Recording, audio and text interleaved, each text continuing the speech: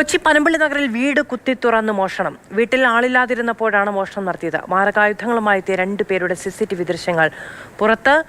ബിനിൽ ചേരുകയാണ് കൂടുതൽ വിവരങ്ങളുമായി. ബിനിൽ, എപ്പോഴാണ് ഈ സംഭവം ഉണ്ടായത്? എന്താണ് വിവരങ്ങൾ? മാധു, ഇന്നലെ രാത്രിയാണ് ഈ സംഭവം ഉണ്ടായത്. വീട്ടുടമസ്ഥർ ഇവിടെ ഉണ്ടായിരുന്നില്ല. അവർ സംസ്ഥാനത്തിന് പുറത്തായിരുന്നു.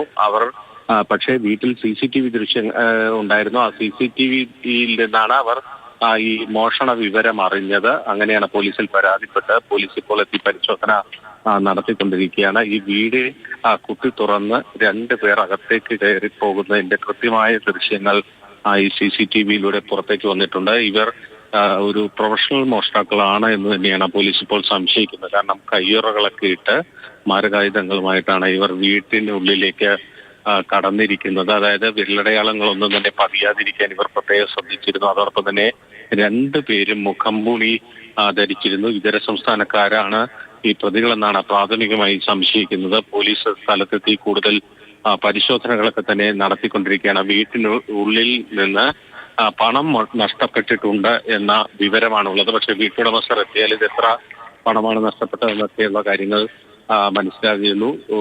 കൊച്ചി പനമ്പള്ളി നഗറിലെ പ്രധാനപ്പെട്ട ഏരിയയിൽ തന്നെയാണ് ഈ കവർച്ച നടന്നിരിക്കുന്നത് എന്നതാണ് ഏറ്റവും പ്രധാനപ്പെട്ട കാര്യം. അതായത് വീട്ടുടമസ്ഥർ സ്ഥലത്തില്ലാതിരുന്ന സമയത്ത് വീടിന്റെ പ്രധാനപ്പെട്ട വാതിൽ കുത്തി തുറന്നാണ് മോഷ്ടാക്കൾ അകത്തേക്ക് കടന്നിരിക്കുന്നത്.